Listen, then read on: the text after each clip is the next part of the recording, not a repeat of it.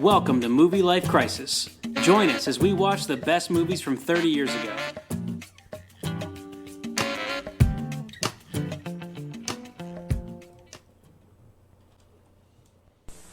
Here I come! He's got the moves, Are you some kind of idiot? the look, the brains. Oh, really, Ford? Really? But to get his inheritance, he needs a diploma. I can do this if I set my mind to it. Class, say hello to Billy Madison. Adam Sandler, Now you're all in big trouble. Billy Madison. You want some more of that? I didn't think so! Rated PG-13. Starts Friday, February 10th at theaters everywhere. What the heck? So wait, he was gonna only get his inheritance? No, I he was thought going he was gonna he was going be- to take over the company. Right. I guess maybe that's just the way they said it on Yeah, the trailer. the trailer. The whole time I was just like, wait a second, that's not. Yeah. I'm surprised with a budget of only $10 million they could afford Jackson 5 ABC. That seems like an expensive song to put in a movie. Yeah, maybe it wasn't Jackson 5. Maybe it was Schmackson 6 singing it, and it just sounds like Jackson 5 like they do. I mean, if they did a freaking amazing job. Yeah, they did a really good That was job. top notch. Yeah. But Movie they Life got their Crisis. money's worth. Dude, they for sure did. They put it in the trailer, too. I guess, I Yeah. wonder if you have to pay extra for that. Questions that I'll never know the answers to. Never ever know. Season 5, Episode 12, Movie Life Crisis, doing Billy Madison. A reminder that we are uploading video episodes to YouTube so you can actually see the trailer. And us. Again, no reason to do that. Although, No, why? I was going to tell you, our YouTube channel was on 69 subscribers for like 3 weeks. And I was like, hey, right on. But now we're up to 72, so no reason to celebrate that at all.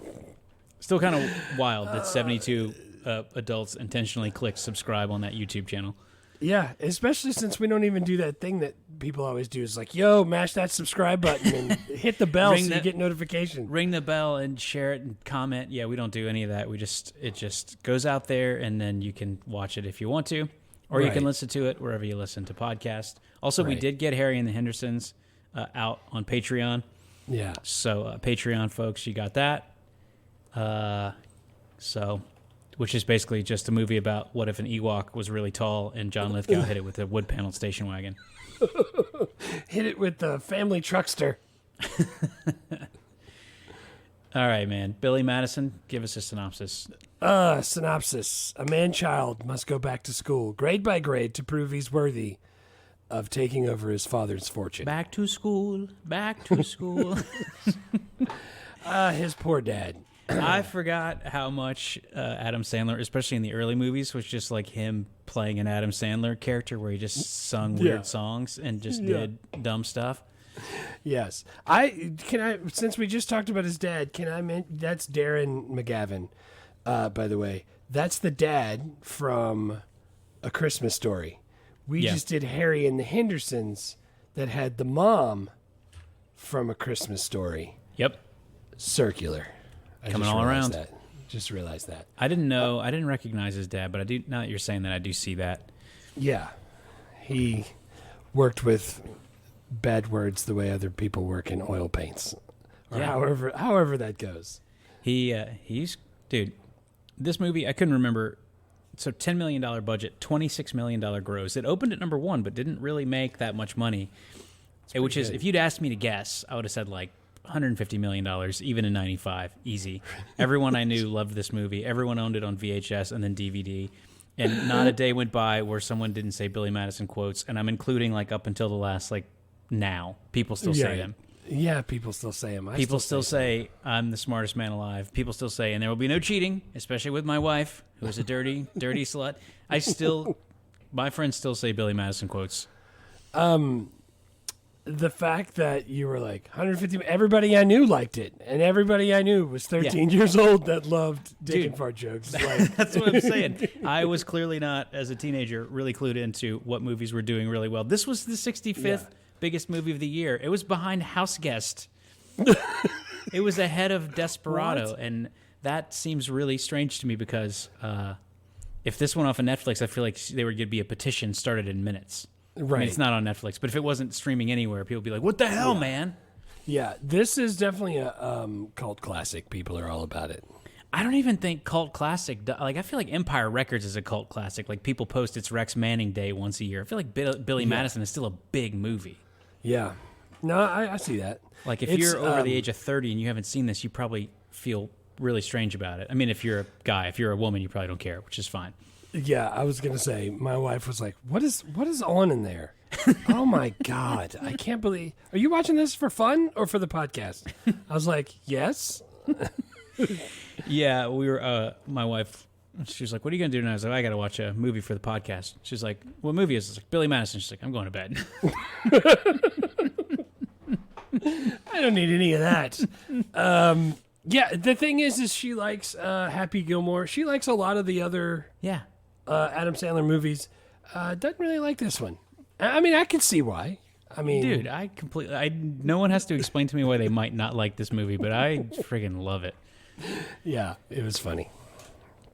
Did you find any awards? I don't think this was an awards type of movie. So it was. So it did. Got a nomination at the MTV Movie Awards for Best Comedic Performance for Mr. Adam Sandler, and then it got nominated for the Worst Actor at the Razzies that year for Adam Sandler. But that was before critics knew what type of movies Adam Sandler was going to make. Yeah. I will say that Adam Sandler lost that Best Comedic Performance for MTV Movie Awards to Jim Carrey from Dumb and Dumber, which is the right call, except it came out in a different calendar year. It's kind of weird.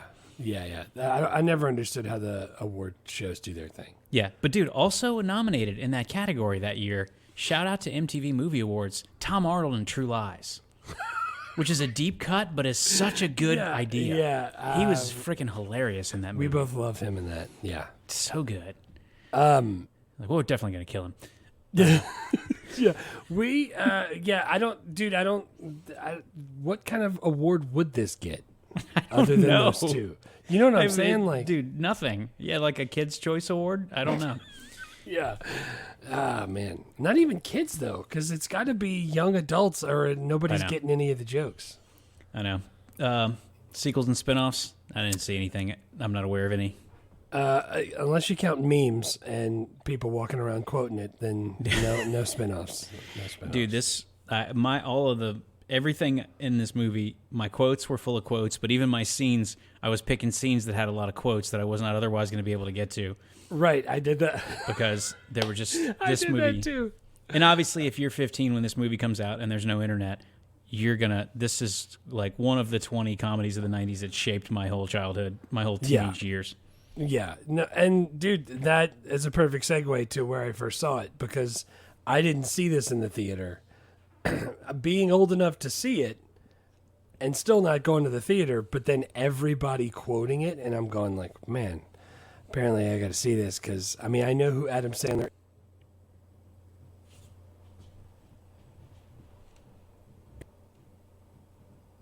now, like, I didn't know what the deal was. I had to go rent it, and I've been also quoting it ever since. I owned it on DVD, so I've watched it a bunch. Well, I was going to ask you, because you're... Not recently, though. This was... Yeah, I was kind of curious, because I remember your younger sister, who's like... I mean, she's younger when we were little, but now we're all the same age, basically. She's a year younger than me. She had, like, posters of Adam Sandler all over her room and loved Adam Sandler. Loved Adam Sandler. But I couldn't remember if you dude, also liked him or if you were like, Sandler. He's fine.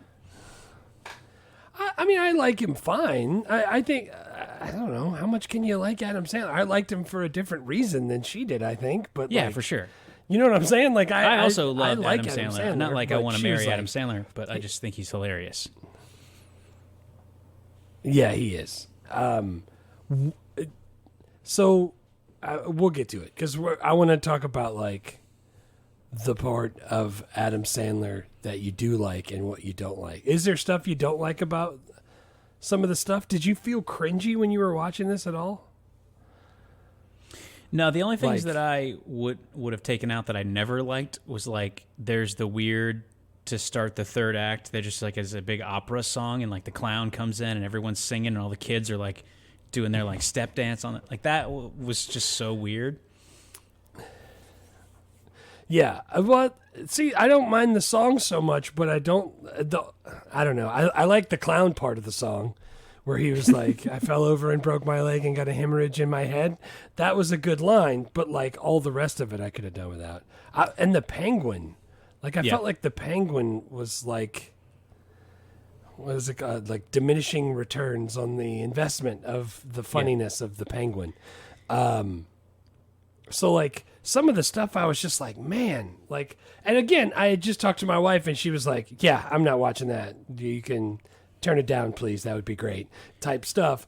And then he was just like, no, shampoo is better. No. And he like that kind of stuff. And then I started thinking, I was like, man, at 46, I don't feel the same way as I did when I was 13, where I was like, oh, what a comedic genius. Well, I saw an article that the director wrote, Tamara Davis, in the Washington Post for the 20th anniversary, and she was talking about how she still hears on sets people quoting like Billy Madison all the time, and they don't know that she directed it.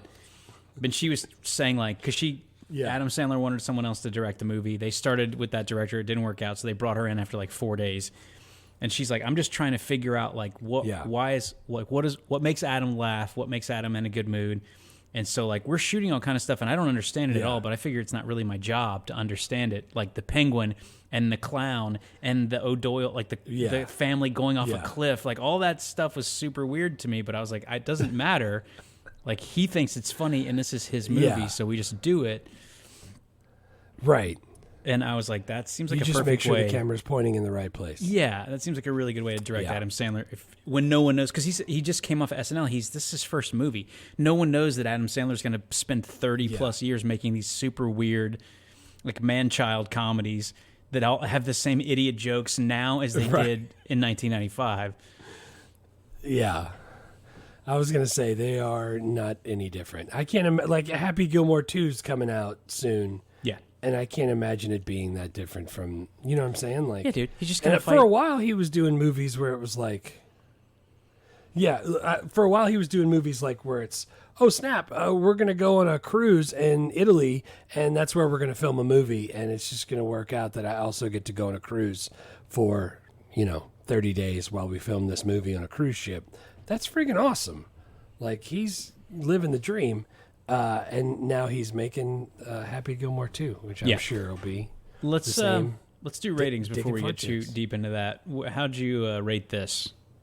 Yeah. Dude, you know how it's 1 to 10, no 7s. Yeah. Dude, it doesn't feel like an 8 for me. But I don't want to not. I liked it. I enjoyed it.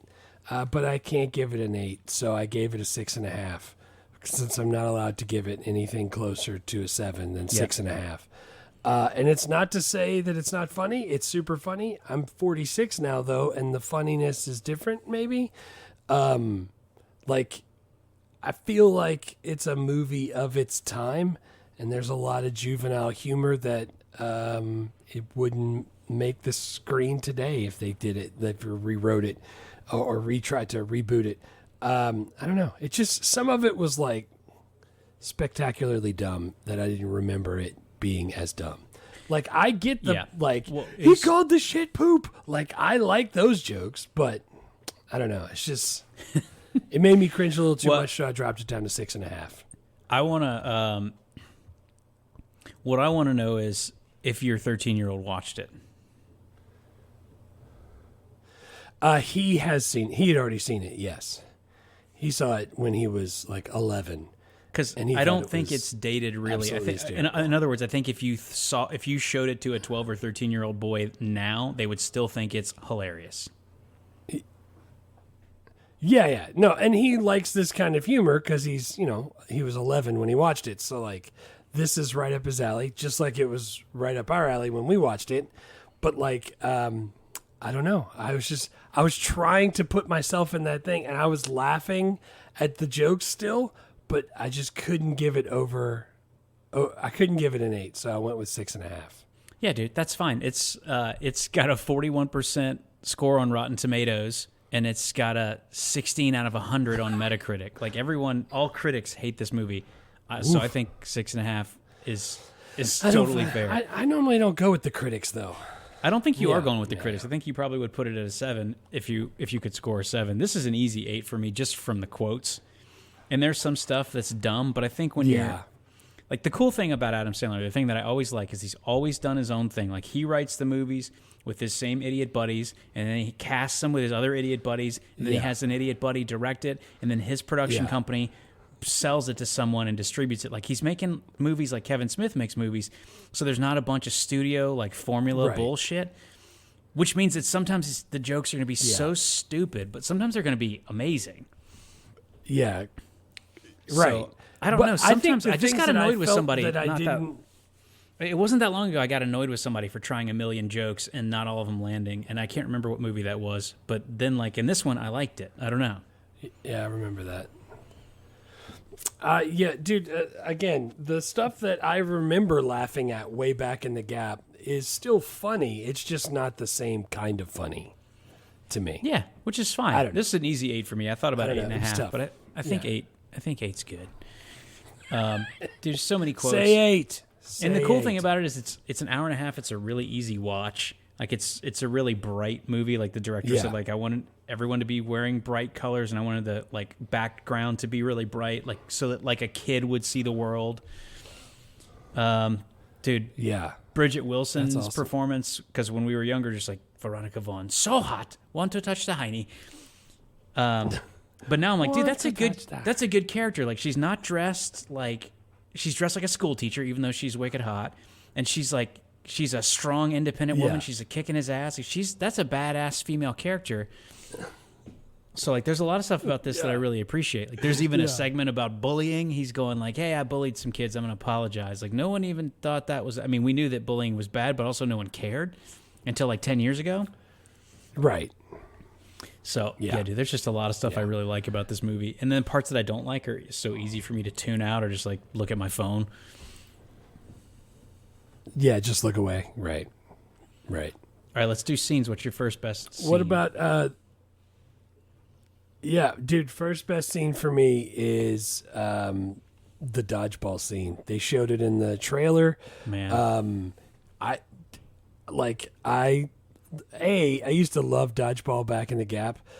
B, I can't imagine playing in the middle of a large playground like that, where if you miss somebody, the ball just goes onto the highway. rolling for 600 yards. Yeah, I don't. That sounds horrible. But like he gets hit in the face right as he walks out, and of course it's O'Doyle. O'Doyle rules. He gets hit in the face and he goes back into Miss Libby and says like, like I'm out. And she's like, no, you got to go back out there. It's Miss Libby time.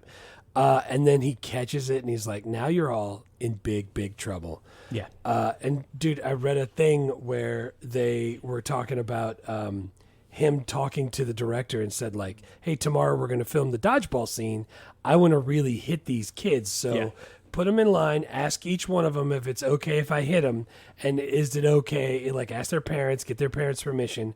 And she was cutting it, not to make it look like he was humming the ball at him, but she was cutting it right before they started crying. And I think that's wonderful. Yeah, dude, I agree. Because the article I was reading with the director, she said like Sandler called her the night before and she's like, hey, tomorrow I want to do a dodgeball scene on the playground with the kids, and I want to really hit them because it's hilarious if an adult hits a kid with a dodgeball. And so she's like, we get the parents to sign off. Yeah. And like he's throwing it hard, but he's not throwing it at the head. Like he's like hitting him in the legs. But same thing. She's like, I'm cutting away because they're all crying.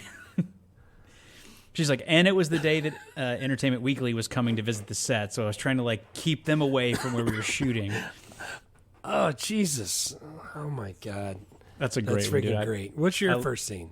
I love that one. I went with one that had a bunch of quotes that I liked, where he's in third grade with Veronica Vaughn as his teacher, and the kid's reading and he's stuttering, and friggin' Billy Madison goes, "Today, Junior." Dude, and she grabs him by the ear and drags him out in the hallway and starts yelling at him. I was like, God, it's so... And dude, he never breaks character. He just goes, I can't hear you. I've been physically abused in the ear. And she's just like threatening him and stuff. Dude. And she's like, if you don't just sit there and shut up, I will fail you and you'll lose your stupid challenge. And then And then she goes back in the classroom and he just goes, Veronica Vaughn, so hot. Want to touch the hiney? Dude, the Today Junior is in my quotes. I have kids that both learned to read pretty early, but every time they would do that, it took everything in my power not to Today Junior. Like I can't discourage them like that. But yeah, dude, that's in one of my quotes. I say anytime somebody stutters that doesn't actually have a stutter, I throw that out there. So that's definitely one. I also think another thing I like about this movie is that, like, Billy Madison has a legitimate character arc. He's a total selfish alcoholic dipshit, and then he ends it, and he, like, kind of cares about stuff, and he's, like, being nice to people, and he's got friends, and he's trying hard, and he's going to turn his life around. Like, I like that. I mean, it's, you know, it's kind of the bare minimum for a movie, but they did it, and I appreciate that, because... Like, dude, Dumb and Dumber, there's no... Lloyd doesn't have an arc in Dumb and Dumber. He's the same idiot at the end as he is at the beginning. Same all the way through. Yeah. So, dude, somebody was talking about on Reddit for this movie, and they were saying, like, hey, I was watching the movie, and I'm wondering, is he just, like, a really drunk, lazy douche, or does he have, like, a legitimate problem and has like a learning disability and we're all making fun? I was like, oh man, I hope it's the first one. I had no idea to think whether I think he's just a spoiled rich a-hole, which is, those are out there. Yeah. That's the thing. Yeah. boy are they. What's your next scene? So, dude, yours was a good one. Want to touch the hiney is so funny. The next one I have is when they're on the field trip on the bus, and Chris Farley is driving the bus, and the kids are in the back. Miss Vaughn is sitting up front, and the kids are, they're doing regular kid stuff. Hey, I dare you to go touch your boob, stuff like that. Yeah. But the part that I focus on every time is he's like, hey, I dare you to throw your sandwich at the bus driver. And they throw the sandwich. It hits Chris Farley in the back of the head. He yells, hey. She turns around. Veronica Vaughn says, like, hey, who threw that? He loses his mind. And he's just like, I'll turn this bus around. That'll end your field trip really damn quick. And he's just like gripping the steering wheel and making his face flush red. Yeah. And he is just getting more. He looks like he's having a stroke. And I absolutely love that part. Yeah. And the director also said that before he shot his scenes as the bus driver, he did 6 espresso shots, and then he would hold his breath before the take started to get him make himself all red faced. He was like, I actually thought he was going to stroke out. Like, I thought he was going to have a heart attack on camera. And I was like, dude, that guy. Oh, the things he did for our amusement. That commitment is insane. Well, so Chris Farley and David Spade are shooting Tommy Boy at the same time as they're shooting Billy Madison, and they're all friends, and they're all shooting in Canada. So they hung out a lot during the production of those movies, which we're going to do both of them this year, and they're iconic comedies. But at the time, no one has any idea. None of those people have ever done movies before. Right. So I love that Chris Farley comes in and is basically giving himself a stroke. And dude, and his little like throwaway stuff, like when the kids are getting back out, everyone on the bus, great, grand, terrific, let's go. Yeah. Yeah, and how he like holds his hand out and stops Adam Sandler so he can look up her dress. Yeah. Ah, man, that's freaking what a comedic genius. That's my next scene. They go on the field trip because it has a bunch of stuff that happens, like he's in third grade and his friend who's 9 years old, like Ernie, pees his pants, and dude, and Sandler, he goes over, he's like, hey man, what's happening? And he turns, you can see the wet spot. He goes, oh God, and it's okay. Never mind. Don't worry about it. No, wait. What he says, right as the kid turns, he goes, goo! And he freaking yells it. And I wrote goo as one of my extra things because I'm going to start bringing that out. And then he goes to the water fountain and he freaking splashes water on his pants. And then the other kids are like, Billy peed his pants. He's like, of course I peed my pants. Peeing your pants is the coolest. Everybody pees their pants. And then the old lady says the classic line, if peeing your pants is cool, consider me Miles Davis. Oh, dude. And did you know she lived to be 108, that lady? She was in, I think, ridiculous. more than one Adam Sandler movie, if I remember right. She's super funny. Dude, the whole field trip, the whole thing was funny. Well, and then the end of the field trip, the other reason I put it there. It's So another thing, we get another moment of character development for Billy Madison because he's showing empathy. He's going to cover for the other kid. He's like, I peed my pants. Right. Everyone pees their pants. And then, by the way, all the kids get back on the bus. They've all peed their pants. Yeah. But then we get the classic. Chris Farley. We get the iconic, they're getting on the bus, and it's like, Billy look at Madison's going to get on last after Veronica Vaughn. And Chris Farley stops him and then turns his head all the way upside down to look up her skirt. And then does the whole, that Veronica Vaughn is one piece of ace. A buddy of mine. It's like, no, he didn't. Well, no, they didn't. But you can imagine what it would be like if they did. Oh, man. Dude, I can remember being in places that were loud. Places like a Mexican restaurant. You're at like Cuco's or La Carreta, and it's loud. And Biggin would go off into this.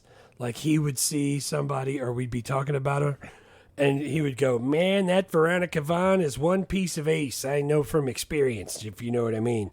And I'm egging it on. So I'm like, no, you don't. He's like, well, not me personally, but a guy I know, he and her got it on. Whee! And he would like scream it and everybody in the restaurant would look at us. Oh man, I miss that. I need people to get really loud in restaurants and embarrass me. I like that. And quote 30-year-old movies. I mean, I have kids, so they do that for me. Right, but it's not as funny. But yeah, I put that scene in there because I got like 3 great quotes and then another moment of character development from Billy. Yes, good call. Good call. My last one is the academic decathlon. Yeah, same. We haven't even talked about Bradley Whitford yet, and Dude, I love Bradley him. Whitford. He's great. He's so good. The whole idea is he tried to fix it to where he was going to cheat, and then the principal came in and said, like, we can do one more thing, and he was going to give them a decathlon. They had to do all these different things, and at the very end, they had to give a little presentation. And the one that Billy picks for him is business ethics. Yeah. And I freaking love that because he knew exactly what he was doing. But the reason that I picked this scene is because it's the quote that everybody knows. It's just like they give it to why the Industrial Revolution changed the literature in America. And Billy Madison looks at Mrs. Libby and thinks about the book that and he was saying stupid stuff like, like the puppy was like industry and nobody, especially little boy, society, knew where to find him except the puppy was a dog. And then he ends it with like nib-high football rules. Everybody goes crazy. And the principal says the most iconic quote. Yeah. And I've used it probably 5 or 6 times as a teacher. Oh my God, it's so good. It's so good. Yeah. Just what you've said is the most insanely idiotic things I have ever heard.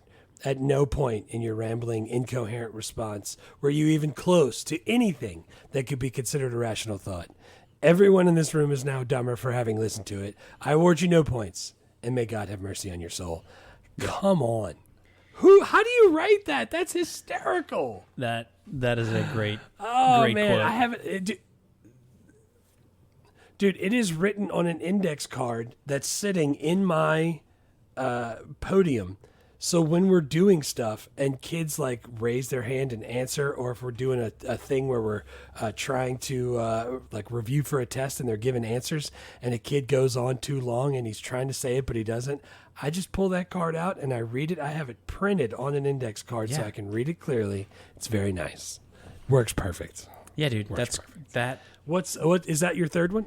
Yeah, that's my third one because the whole thing is like, dude, there's like a cooking challenge. And then, like, Bradley Whitford plays the violin, and then Adam Sandler tries to play the clarinet, and he has no clue how to play the clarinet. And then they race, in track, and Bradley Whitford wins. He's like, second team, all conference, Harvard. And then Adam Sandler pushes him over a bench, and he falls down. And then 2 of the high school kids are like, did you see that guy's balls? Like, Yeah, they were weird. There's just so much. And then the final thing is it's like Jeopardy, and they're all standing up there. And I choose for Eric a question in the category of business ethics. It's friggin' and then Bradley Whitford gets mad at the question, pulls out a pistol. Principal, scoop of chocolate, scoop of vanilla, don't waste my time. Comes out in his wrestling costume. And then Steve Buscemi shoots him in the ass, the $1 million wound. I guess the government keeps that money from the freaking attic. It's ludicrous. It's so good. Glad I called that guy. Oh yeah, Steve Buscemi being in there was hysterical. Yeah, hysterical. It's great. Dude, so we both said some of each other's quotes. I don't know how many quotes you wrote down. I threw a couple of extras in there. I've got more. So I still have 3 that I can. Okay. Yeah. Good. Yeah, my first quote is one that I had forgotten even comes from this movie, but that I used to say all the time and still say quite a bit. Every time you successfully complete a task, you just say, "I am the smartest man alive." Which is after Adam Sandler, as Billy Madison, correctly spells the word couch. Are you going to the mall later? Oh, man. Freaking every time. Naruto. I can't, genius. The whole thing's genius. Dude, it wasn't until I watched this again that I'm the smartest man alive. I mean, I've said that jokingly, but I just didn't remember it being from this. That's awesome. My first one was about that Veronica Vaughn is one piece of ace, and then another one was Today Junior. But dude, Ponchatoula is in the same district. I think it's the same district as a school in Louisiana called Doyle.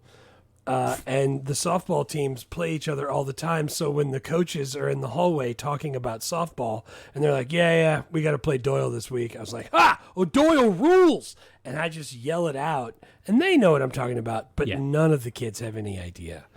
And they finally, they won the game or something happened. And I was like, Doyle, I got a bad feeling your whole family's going down. But for now, I got to study. And I'll just close the door and walk in out of the hall. Dude, how does a movie 30 years old still stay in there that much? I even know a person named Doyle that I talk to still. That's weird that, I don't yell it out more than I do. Yeah. Some of the stuff is so weird that I don't know. Was my quote. Yeah, because that reminds me of, remember when he convinces his dad to let him try let him try to go back to school, and he's on the spiral staircase at his house with the golf V-neck sweater, and it's all torn up, and he's just doing it. Going downtown, and he's just dancing on the stairs for 20 seconds. I'm like, dude, that's such a weird shot. How the hell did that even happen? Of all the things they cut out, they leave that in. I'll tumble for you. I don't. Culture Club? That's so weird, but that's super weird. Type of and then the director was even saying and I didn't understand why the housekeeper was overly sexual towards him. They never explain it. She just keeps making remarks. She's like, "You want me to take my shirt off, baby?" And he's like, "No, I'm fine, thank you." No, thank you. And he's about to smile. She's smiling. It's great. That's great. Yeah, dude, that's a good quote. What's your next quote? My second quote is one that I used to say all the time because I had a buddy named Carl in L.A. and he would get super mad. But Adam Sandler, Billy Madison's making out with Veronica Vaughn in his tent that he lives in the front yard. And Carl comes in to tell him something and he goes, "Hey, Carl, so good to see you." Which is how I used to greet my friend Carl every time he would come out with us, and he hated it. Yeah, he's getting in his way, man.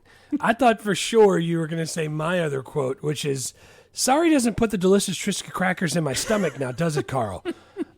Because I still say that every time somebody's like, "Oh, sorry, we ran out. We don't have any more pizza." And I just freaking love it. I love it. Yep. So good. What's your next one? That was one of them. And then my last one is chlorophyll. Yeah. Chlorophyll, more like borophyll. Dude, it's so ridiculous, but I've a teacher now, and I've had kids just yell out stupid stuff like that. Like, do you know what they call a bundle of sticks that you light on fire during Christmas time, during the winter solstice? No, I don't. Do you know what that's called? No. It's FAGGOT. Yeah. And every time that we talk about that with the winter solstice, dude, I'm teaching juniors and seniors. Every single one of them is like Adam Sandler in this movie, and they cannot. They're calling each other a stupid bundle of sticks. Like, it's going off the rails really fast. So I feel bad for that teacher that's teaching about chlorophyll. Dude, he was into it, man. He was really selling it. And I was like, these kids don't give a shit. I hate to tell you. That's how I know they're all paid actors. They were all watching intently. The high school part of this is great because he's like, he struggles through elementary school and then he gets to go back to high school and he's 27. He's like, I was the king of this high school. He pulls up in his freaking Firebird, wearing an REO Speedwagon t-shirt and a jean jacket. And he's like sitting on the hood with his freaking collar popped, like showing off the REO Speedwagon.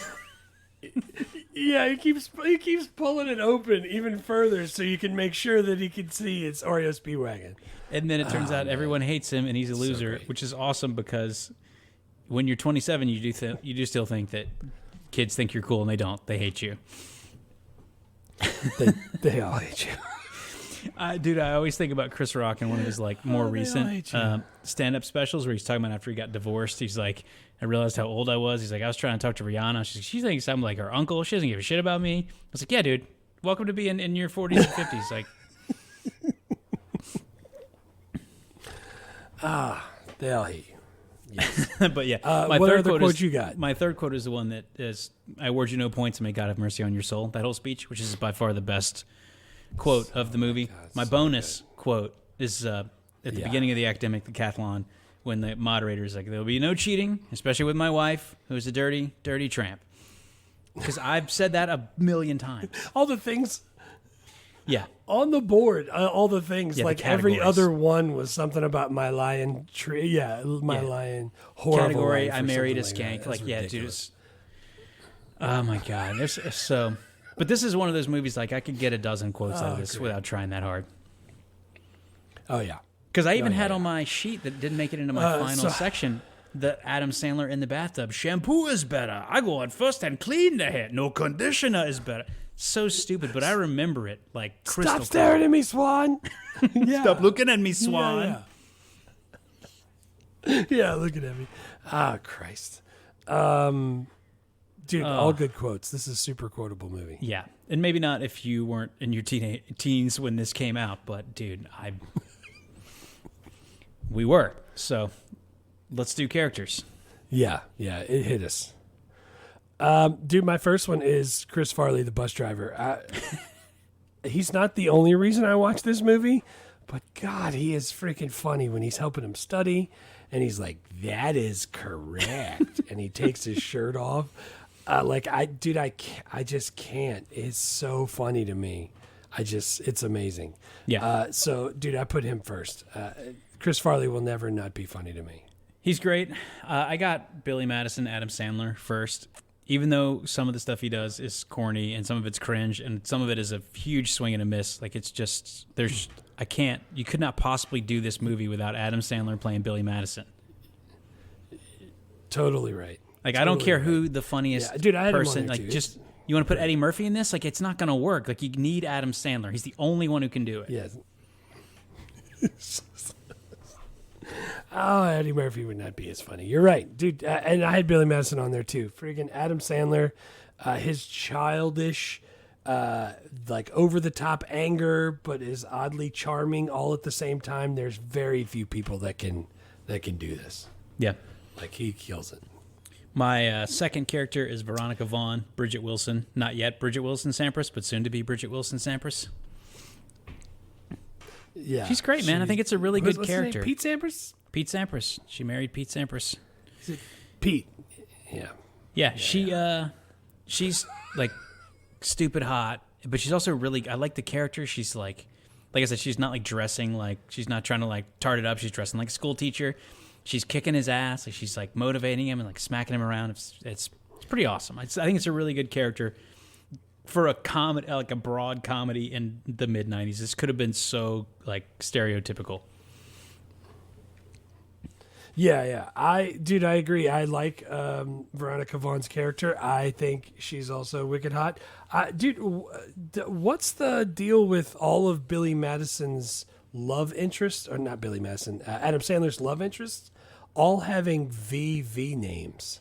That's so funny, man, because I was thinking during this movie, I was like, dude, because then he's got the Waterboy girl, Vicky Valancourt. Yeah. She's not the devil. She's the most beautiful woman in the Vicky world. Valancourt. And I was like, dude, what is his? Yeah, what is it with the double V for his love interests? But isn't that all? Like, I think it's all of them. Because even like, what's Julie Bowen and what you call it? It's Virginia something. It starts with a V. Yeah, it's like Virginia, I think is her name. Dude, like Virginia it's weird Bennett. to me that's a. I always thought that they were saying Virginia Bennett, but I'm looking at her on the cast list. It says Virginia Bennett. That's because I was trying to figure that out. I was like, did they do this in like a lot of these movies? I think a lot of his movies have VV as the thing, and that's weird. Well, even in 3 movies, it's pretty weird to have a double V name. Because I'm clicking on some other ones, like Wedding Singer. Drew Barrymore played someone named Julia, so it's not in that one. But yeah, like I haven't gone through all of them. Like Big Daddy, I don't think like Joey Lauren Adams. I don't think her name started with a V. But my internet's being wicked slow, so I can't look up any of the other ones. Veronica Vaughn, Virginia Bennett, Vicky Valancourt, Valerie Varan from Little Nicky. Yeah. Violet Van Patten in Pixels. Man, I like Vicky Valancourt, Mama. She showed me the boobies. Dude, there had to have been like a really good-looking girl at Adam Sandler and Tim Hurley's high school that had a name that had 2 V's. That's all I can think of because he writes all this stuff with Tim Hurley. 2 V's. Yeah. All right, who's your third character? My third one is Eric Gordon, not the 3-point taken fool from the Pelicans that gets traded to everybody. But Bradley Whitford, I think he plays the perfect 90s corporate villain. I think he's funny, but he also like has quips that like he's fast enough, I think, to play this. But he's also like crazy enough, like his laugh and when he pulls the gun, like I believed it. I like Bradley Whitford in almost everything, but I liked him in this a lot. I have him as my third. Also, he's great. I mean, obviously, like I mainly know him from like West Wing and Handmaid's Tale and stuff like that. But he's fantastic. He's perfect in this. He's like Weasley and like he's got the quips and he's going to try to steal the company. Was it you that showed me Studio 60? He's in that too. He's in that. He's great. He's done a bunch of stuff with Aaron Sorkin. He's awesome. But originally they Adam Sandler wanted to put Bob Odenkirk in this role because he was at the time worked with him on Saturday Night Live, but Odenkirk didn't really do any acting at that point, so the studio wouldn't do it. And then Adam Sandler suggested Philip Seymour Hoffman, but Seymour Hoffman turned it down. And then they gave it to Bradley Whitford, and he's freaking awesome. Killed it. Any of those guys would have been fine with me. I like all three of those. Yeah, that one I could recast, although I loved what Bradley Whitford did here. Yeah. You want to talk about the director? Yeah, so Tamara Davis, like I said, she came in late. There was another director that they had started working with. It wasn't working. And she just kind of said, like, I just wanted to let Adam Sandler do his thing, which I didn't understand at the time because we'd only seen him on SNL. So I just, like, kind of backed off and let him, like if he said, like, I have a weird idea, it's like, great, let's capture that. And then I was trying to make sure that, like, he was always in a good mood and that the crew was in a good mood. And I was trying to, like, make sure I shot him in such a way that he was attractive, you know, so that girls would like the movie because I knew boys would like it. But it's like, you know, I was telling him, like, don't eat 2 cheeseburgers, like, you're going to be in the pool tomorrow or whatever. So, I mean, I think it's a pretty, Yeah, I think the work she did here is pretty important. And also stuff like Bridgette Wilson's, like changing out her wardrobes. Like school teachers don't wear mini skirts. Like she's got to dress in some teacher shit. Like we got to change that up. Yeah, more conservative. Yeah, dude. Plus the movies that she did before this. So like in '93, she did CB4, which is CB4, like a funny like a gangster rap thing with Chris Rock. Yeah. And then she did Bad Girls with what's her name from Groundhog Day and Annie McDowell and Drew Barrymore, like the prostitutes that become like gunfighting chicks. Yeah. And then she does this and like Half Baked, and then she does Crossroads. That was filmed in Hammond and Ponchatoula. That's with not with Daniel LaRusso, but the Crossroads with Britney Spears. With Britney Spears.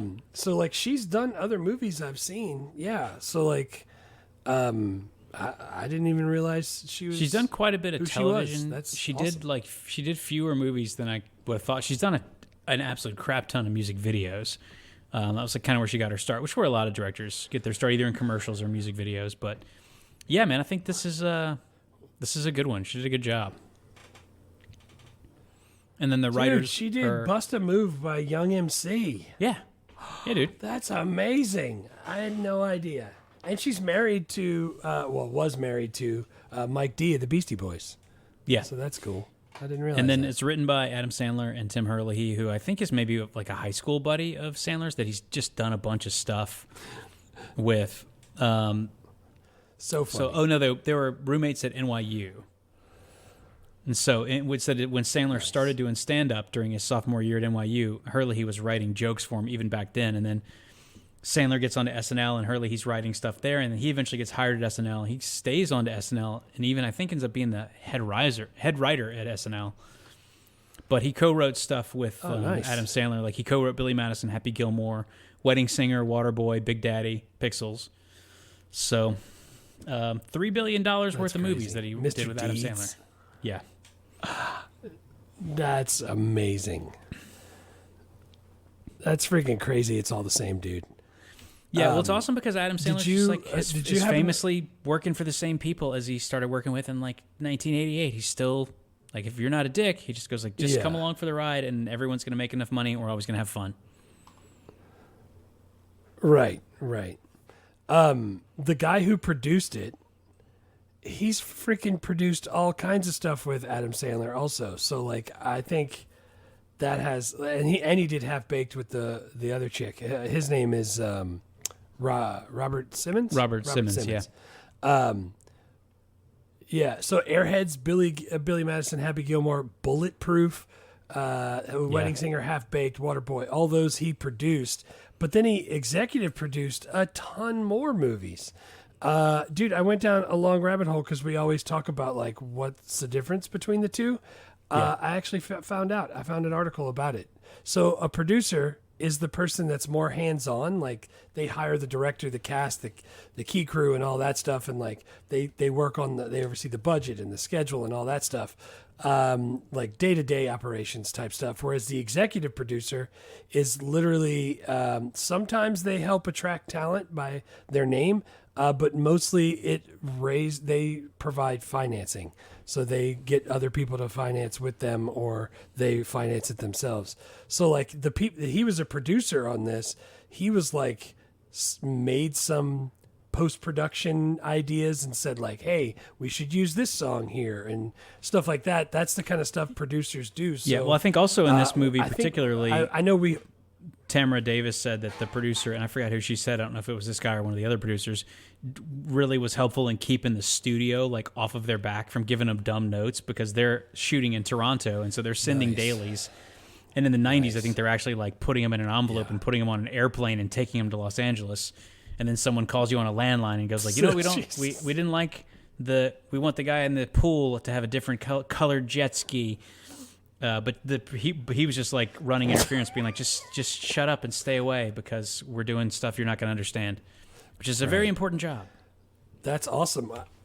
Yeah, it's a super important job. And I feel like, I know we don't always know what the hell's going on with these things, but like, I feel like the producer is a pretty big part of the executive producer is too, but like not near as much as like, Not near as much as something like the regular producer. They're making like actual decisions. I had no idea. So Yeah, that's well, they're why I both finally making decided actual to look that decisions, up. but I think it depends on what the specific production and how many producers there are, what the role is. All right, do you have any other bonus? Yeah. Good. No. Oh, the house that Buddy, Yeah. Billy lives in. That's been on a ton of different shows. It was the X-Men house. X-Men. Charles Xavier's house. Yeah. In the first X-Men movie. So I thought I recognized it, and I looked it up, and that was a thing. That's pretty awesome. Yeah, dude, it's The Boys, Chicago. Yeah, so much. The Parkwood list of Estate stuff that's filmed in there. Ontario. Yeah, it's 9 million things. Tuxedo. Yeah. Big I one, knew obviously. I recognized it. Yeah. Ooh. Undercover Brother. Dude, Tuxedo. I remember that. Is that Jackie Chan and Jennifer Love Hewitt? Yeah, Tuxedo? Jackie Chan, Jennifer Love Hewitt. 2002. Holy crap. Never do that one. Yeah, no, probably not. Worst, the only stuff that I logged as the worst is that in the 90s, they played it pretty fast and loose with calling people words about being developmentally disabled that we wouldn't call people anymore. The poster has Veronica Vaughn in the background with a little thought bubble saying, "What a moron," looking at Billy Madison. It's like, you can't say that anymore. And then one of the kids in the movie's like, "This is Billy. He's in my class. I think he's," and then hits him with the hard R. And I was like, Oh, man. "Yeah, we don't. Yeah, dude, we wouldn't say that." When I heard you just say moron, you can't do that, all I could think of is Patton Oswalt. We don't want to offend morons now? What are they going to write letters? I was going to fire off an angry missile, but my pants were choked with poo. The mocking the stuttering students and the hard R word. I put down there. I also put the penguin, maybe less penguin when we redo this, and maybe make the Juanita's character. Yeah. She skirts on some pretty racial stereotypes there, but I kind of liked it. It was funny. She was awesome, by the way. I got to figure out what her name was. Oh, Juanita. Teresa Merritt. Teresa She Merritt. was freaking fantastic. Yeah. But yeah, agreed. I remember she was in The Wiz. Yeah. Pull over, I got to take The Wiz. She was in The Wiz. I love that. All right, 5 questions. Is it okay for kids? Boys, yes. Yeah, I was going to say my 11-year-old son loved it. My daughter, who is 7, she has a while before I let her see it, and I don't think she'll find it as funny. She has a funny sense of humor, but it's closer to her mom. Yeah. What would this movie get made if it were pitched now? It's weird because it's yes and no. It's yes because Adam Sandler can still make absolutely anything that he wants, and it's no because it doesn't work. He's not going to go back and do it again. Unless it's him. Yeah, he's not going to reboot it with himself again in his late 50s, and he's the only one who can. Right. Yeah. Would you watch it though if it was like, hey, this is Billy Madison 2, and now he's taken over with Carl, and he has hijinks in the hotel business? Honestly, man, I don't even know if I'm going to watch Happy Gilmore 2, because Happy Gilmore is so good that when they try to make a sequel to a comedy 30 years later, I'm like, I think it's only going to make me enjoy the original less. I don't know. I'm definitely going to try it. When's the time they made a sequel to a comedy 30 years later and you're like, that was a freaking incredible. That was so funny. I'm so glad they did that. Yeah, but I didn't even Happy Gilmore 1, I didn't think was incredible, and but I think it's funny. I don't know. Same thing with the Star Wars thing. People are always like, oh man, don't make new Star Wars movies. Tell me you've ever played golf and not said a Happy Gilmore quote. Yeah, every time. Now there'll be new quotes you could say I kind of doubt it. Play golf.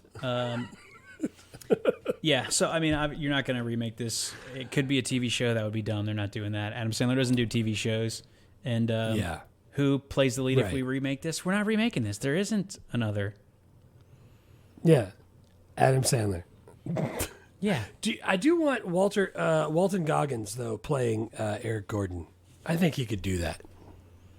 Yeah, Goggins dude, can do anything. I mean, he's busy. We're gonna have a hard time making his deal, but I'm for it. Man. So can you still watch and enjoy it? It's absolutely hysterical. The thing that I want to know is if you haven't seen this and you're gonna go watch it now and you're an adult, is it funny at all, or is it like, this is so stupid? No, it's not going to be funny. Yeah, dude, it's got to be because we saw it when we were young. Otherwise, I can't imagine we still find it funny. Unless you got the hots for Adam Sandler, like my sister. That's kind of my thought. Yeah, it's streaming on Amazon Prime. You can rent it everywhere else that you rent stuff, $2.99. But yeah, I think that pretty much wraps this one up. What's the next movie? The next thing we're going to do on the main feed will be Bad Boys. Bad Boys. What you gonna do? Are we ever going to make it to all the Bad Boys? Probably not, right? Dude, they just did a Bad Boys last year. They're still Are making you asking them, if we're going to be doing this in like 2054? I feel like probably not. We could be doing it from our flying cars. Or from an island that we live on. Since We could be doing it from our AI clone brains.